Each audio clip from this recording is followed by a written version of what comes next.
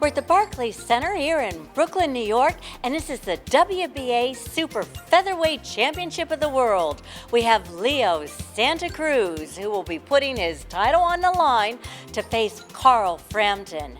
Now, for a little summary, Santa Cruz is Mexican, and recently his father was diagnosed with cancer, so that's his cross to bear. He actually almost did not fight this fight, but his father and trainer said no. You must continue and you must go on. I am getting treatment, and his father is here in the ring with him tonight. On the other side, we have Carl Frampton. Carl Frampton is from Northern Ireland. He has just recently moved up from junior featherweight to super featherweight. He said that it was just too difficult to make weight, that the whole time in training camp, instead of focusing on becoming a better fighter, he was focusing on trying to lose weight. Frampton is also a husband and father of small children. So here we are once again at the Barclays Center, and soon we will be taking you to post. And the result was, it was a 12-round fight to the end, where Carl Frampton was victorious over Leo Santa Cruz and becomes the new WBA featherweight world champion. I also thought it was an incredibly close fight, and I wouldn't have been surprised, frankly, with any kind of result. But these numbers sort of point out how close a fight it was, but also how efficient Carl Frampton was. Leo Santa Cruz threw 1,000 punches. Carl Frampton threw 668. Santa Cruz landed 255. Frampton landed 242. So Santa Cruz connected at 25%, Frampton at 36%. Jabs, Santa Cruz threw 451, Frampton only threw 200. Santa Cruz landed 64, Frampton landed 31. So there was a big edge in jabs to Santa Cruz, but the power punches thrown are sort of the statistic that most stands out, and probably I think is a reason that most observers, I think some people did have it very close for Santa Cruz, but most observers had it for Frampton, which I don't think anyone's going to argue that as a fair result. Power punches thrown, Santa Cruz 551, he landed 191 and 35%. Frampton 463, but he landed 211 and landed 46% of his power punches, which is tremendous efficiency, like, for power shots. That's, that was the difference, I think, in the scoring and the difference in the fight. That in my mind was fight. We just had a fight here at the Barclays Center, and the last time we were here, I called the Thurman Porter fight, fight of the year because of the competitiveness of it at such a high skill level. I think that might have been outdone by this. Like, I think that you can make a very strong argument that you were just privileged enough to see the fight of the year, because these guys fought a war, but at a tremendously high skill level. Thanks very much, everyone, for the great turnout. Sorry to keep you waiting there, but I don't know what to say, really. I don't know if it's sunk in yet. I think that's going to be a fight that defines part of my career. I want to be involved in big fights. I've just made history. I'm the only ever Northern Irishman to win world titles at 2 different weight divisions. I've just beat an unbelievable fighter in Leo Santa Cruz, a 3-weight world champion. It was the toughest fight of my career. But I hope it was an exciting fight. It felt like it was an exciting fight. I felt like I done enough to win. I think one of the judges maybe had it a little bit wider than normal, I'm going to be honest, than it should have been. I think I won by 2 or 3 rounds, but I could have made it easier on myself. But I fought with my heart sometimes rather than my head. But I wanted to be involved in one of them fights, and I think people will remember that for a very long time.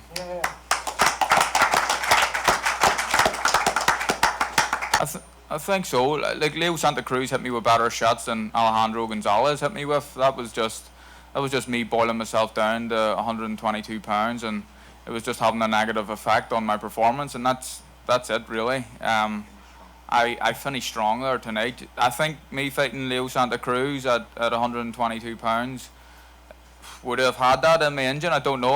I would have tried my best, but I think that getting down to that weight was killing me a little bit. So, in retrospect, looking back, it was better for me to be up here at 126. Carl, is there a rematch clause in place, and is it a good idea to jump right back in the ring with Leo? I don't think there's a rematch clause in place, but well, I don't know. Is there? No, there's not. There's not a rematch clause in place. It would be a great fight. It would be one that I'd be happy to do. I would love to bring him over to Belfast for that week. You could sell out a stadium. You need to do it the right time of the year, obviously, because it's not always very hot there. So, I see Lee Selby's here, great fighter, someone I respect. You know, and I've been singing his praises for a very, very long time. He's one of the best UK fighters. I've always said that. That's a fight that interests me. Gary Russell, all these guys. You know, I just want to be involved in big fights, memorable fights against top class fighters. I don't need to be disrespectful to guys.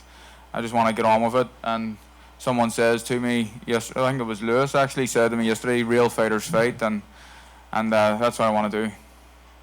What was the thinking on what was going on with the judges scoring? I mean, it seemed like both you guys were just fighting as if it was in peril in the 12th round.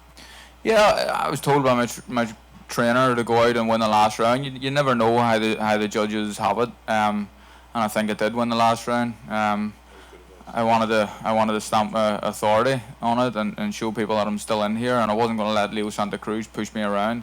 But you know, I got a few harsh words spoken to me in the corner. I was making it difficult for myself sometimes, and I was fighting with my heart rather than my head. But you know, I'll not do that again. I'll listen a wee bit more. But I think, you know, it was a good fight. 2 times now that you were fighting with your heart at times rather than your head. What was the game plan going into the fight, and how did you make that work? The game plan was distance control, but to hit him hard and make him, you know, get my respect from the start. I think I hurt him in the second round, and you know, although he was throwing a lot of punches, he wasn't throwing as much as he normally throws, and I said that the whole time. I says that this guy, once I nail him, he's not going to be, the output isn't going to be as great, and distance really, hitting him hard. Distance control and punching hard. That was mainly the game plan, and fight when I had to fight. Hey, Mike Hoppinger, USA Today. Hey Carl, you know, we've seen guys like Joe Calzaghe and Ricky Hatton before you. Once they, you know, got a big win like this in the U.S., they didn't really go back to the UK to fight much. They just kept fighting here over and over and established themselves. What do you want to do? I want to fight. I want to fight here, but I want to fight at home. I would like to fight in Belfast at least once a year. But I love New York. The East Coast is very appealing to me. Maybe it wouldn't be a bad idea to hit the West Coast as well at some stage. But I love the whole experience of fighting here. But you know, I'm a Belfast boy. I love my fans back home. I don't want to have them have to spend so much money to come and see me all the time. And I would like to fight at least once a year at home. Vegas would be nice too, yeah, why not? But I've said it before, and I wasn't just saying it because it was here, but New York and the East Coast is more appealing to me than Vegas. Carl, straight back. Dan Raphael from ESPN, congratulations on your win. Thanks, Don. With this victory, you made a bit of Irish history. I wondered if you've had any time to think about what it means in your country's boxing history, which has been great for many, many decades, centuries maybe, but you're the first guy to do what you did tonight by getting that second title. Yeah. What does that mean to you? I don't know if it's sunk in yet. I think that when I get back home, and you know, tomorrow I'm planning on doing something for the travel and support that came out, and we're going to a pub and stuff. It hasn't really sunk in yet, you know. It's when I get home, I think it'll hit me a bit more. But it's a huge achievement, you know. I'm just a normal guy, you know, working class who can fight a wee bit, and that's it. That's it. Barry, I'd like to hear your opinion about that also. You of course know the Irish history in boxing as well as anybody, and you were a champion also. What's your take on Carl's accomplishment tonight? I said a long time ago, I think Frampton could be the greatest Irish fighter that there's ever been.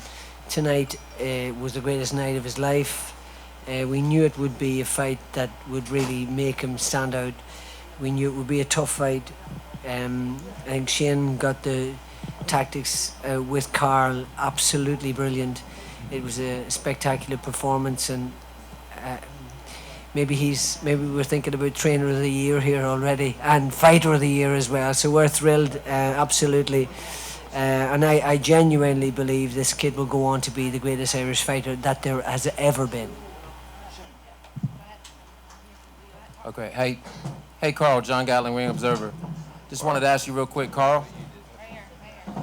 It was thought going in that you might have a little bit of a difficulty at this weight class. How strong did you feel at 126, and did he ever hurt you during the fight? He could punch a bit, you know. When he hit me on the end of his shots, you could definitely feel it, and I respected his punching power, but I knew that 126 was going to suit me better. People thought that, it's going to be difficult for me to jump up against someone like Leo Santa Cruz, but I finished my amateur career as a featherweight.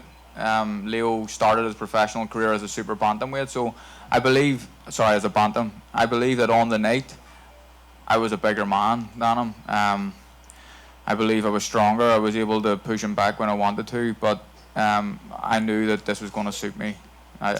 Just full of energy all week, pretty easy making the weight, so I was happy with it.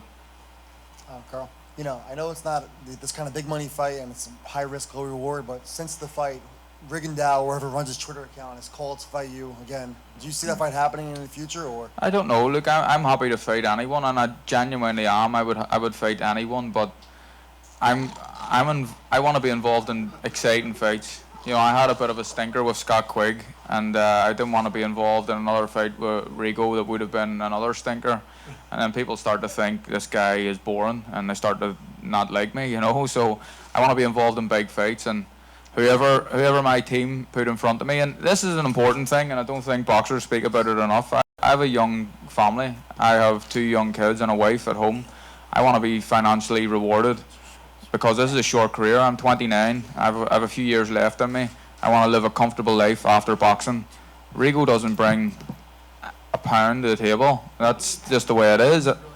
He's an unbelievable fighter, but I'm being honest. There's no money in the fight. So. Ladies and gentlemen, the former featherweight champion of the world, Leo Santa Cruz, a great fighter. Right here, you sit there.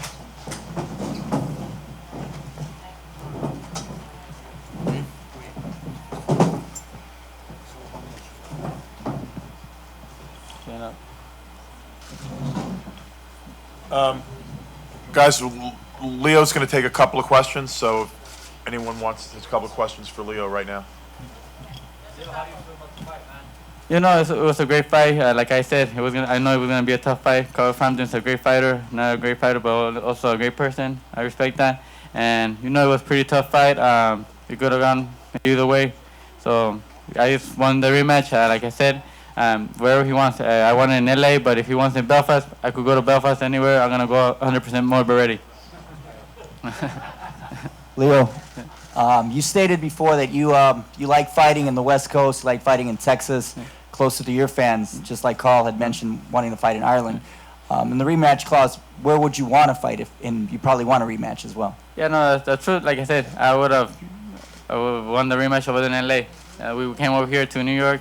He had almost other people behind him, other Irish people here.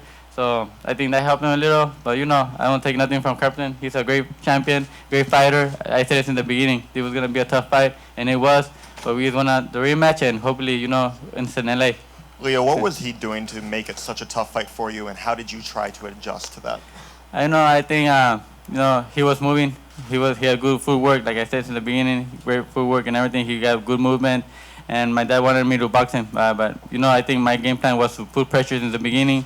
I think that like that could have, made get him tired. And I think when I put pressure, I think I landed more punches and everything. So I think then in the rematch, we're gonna work what we did wrong, and we're gonna go out there and since the first round, we're gonna throw everything.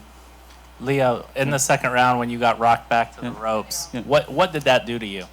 It woke me up, to go out there and just put more pressure, go at it and give it all I got. And ultimately, the ultimate credit that you give to Carl for winning this fight was what? I know the power punches numbers seem to be in his favor. Did those power punches over the long haul decide this, in your opinion? No, yeah, he's a.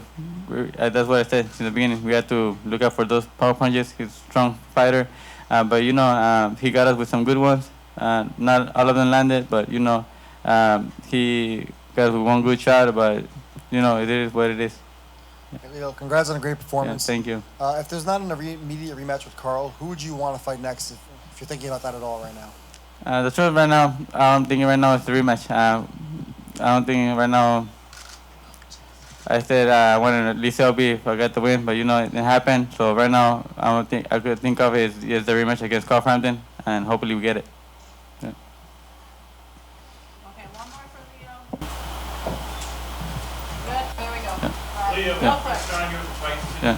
Usually you go and just overwhelm people with, your volume, Yeah. power. Did you ever get frustrated that you kept throwing punches at Frank and he's still there? When the firing back, usually guys break after the 6th or 7th round. Yeah, no, I did. Yeah, I got frustrated, but I think I didn't come out here and did my game plan. I got a little bit maybe frustrated, or because my dad wanted me to box. He said that to keep on the outside, I wanted to go inside and brawl. So I didn't. I think I was using more the distance stuff, but it wasn't working. So when I went out and put pressure on, I think that worked more for me. So I think in the rematch, if we get it, we're gonna put pressure in the first round, and I think there's gonna win us the fight a lot easier. All right, that's it for Santa Thank- Cruz. Are you guys good Thank to you. stay? I know some of the UK reporters were on Yeah. with you guys too. Are you all right? Just one quick thing.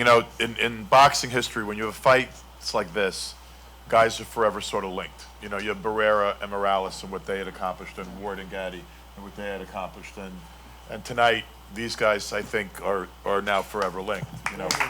Frampton and Santa Cruz. If you're a fight fan, this was a classic fight, and thank you, Leo, for a great performance. Indeed, Thank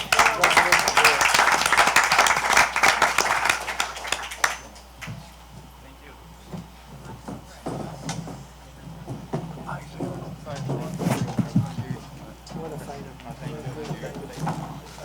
All right, how about any more for Carl while he's up here?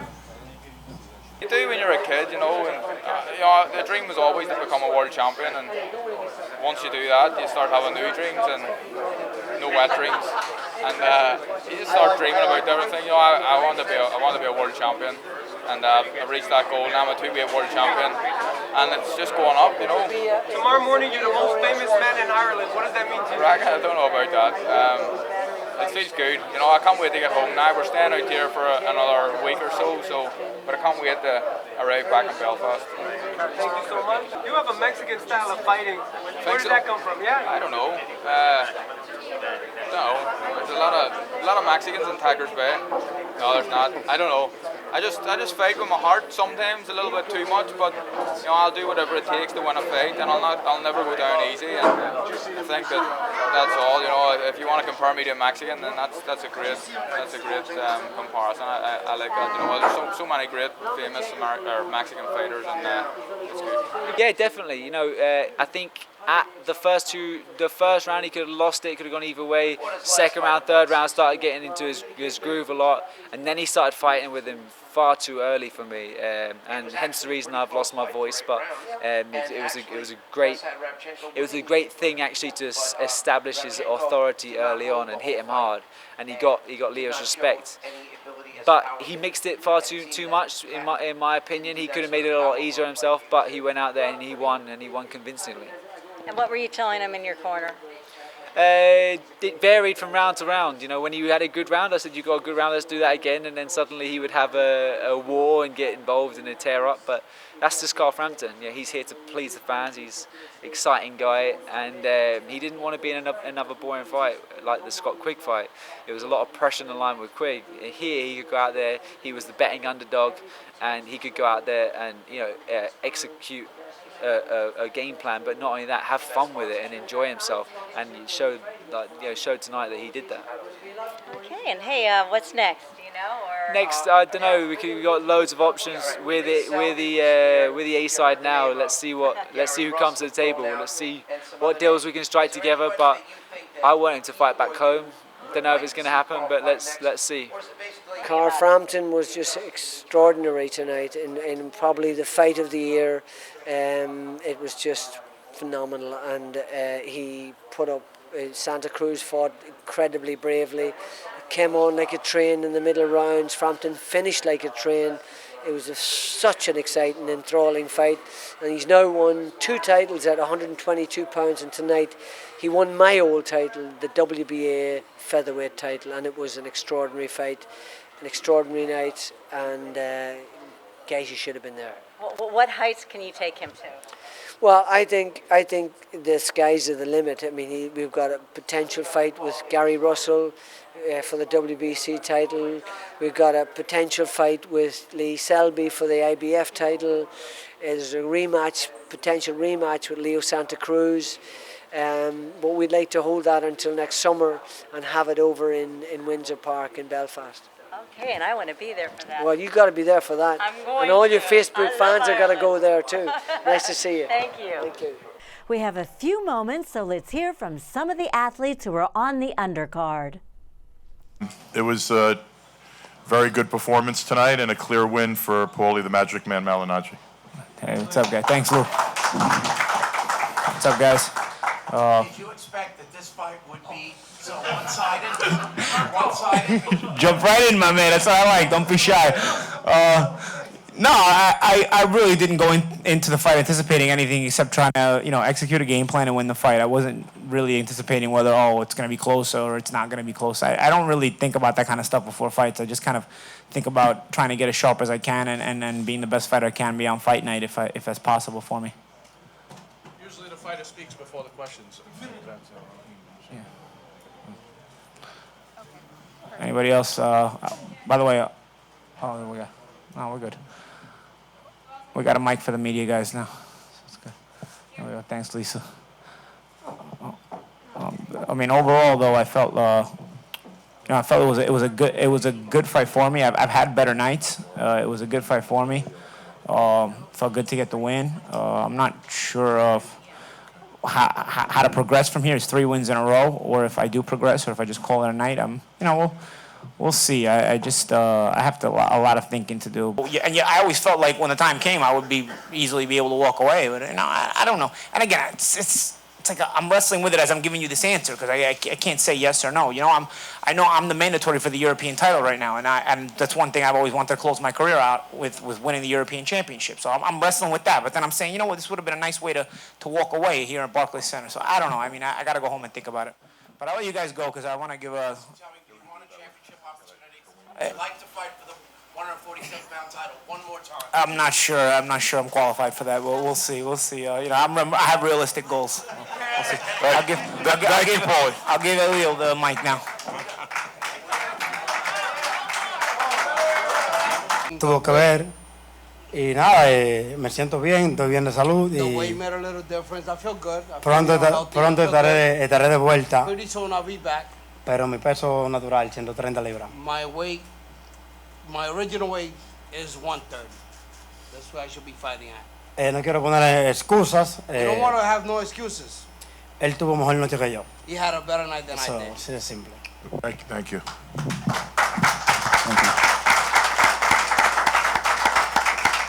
Well, I would love to come down to lightweight and fight for a world title in my next fight if possible. And I think I'm ready for just about anybody, If I can get a world title fight in my next fight, I would definitely welcome that opportunity. Any names that you want to pick right now, Adam? In the end, it's still up to the promoters and managers, handlers, but one name that comes to mind is WBO lightweight champion Terry Flanagan. I would really love that belt.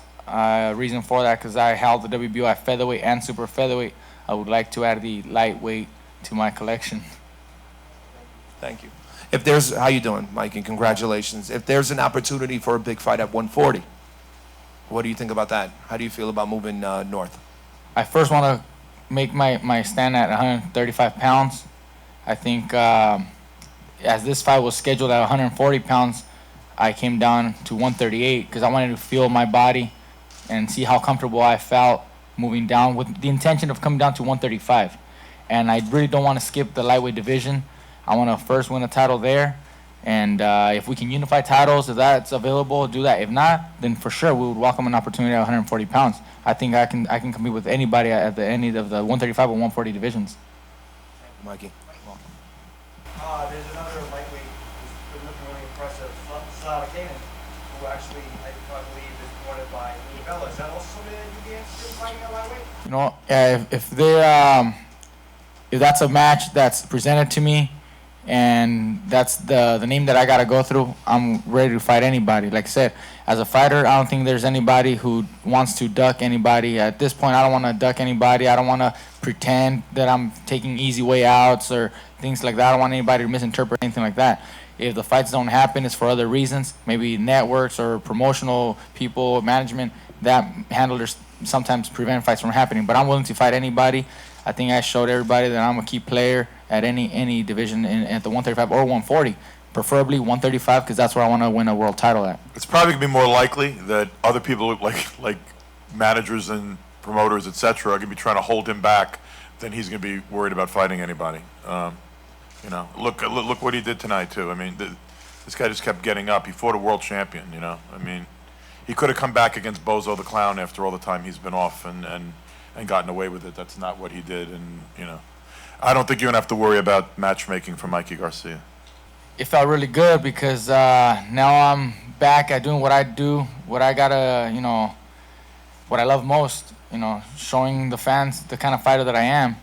You know, 2.5 years, you know, of litigation and just a lot of politics, you know, prevented me from continuing to do what I love and showing the fans the kind of fighter that I am. But now that I'm finally back, earlier today as I was lacing up my shoes and putting on the trunks, it felt good to finally get a chance to show everybody that, you know, I'm a great fighter, and I really believe in myself. I think this is going to be the next, you know, stage of my career, will be the most memorable of my career, and it really felt really good.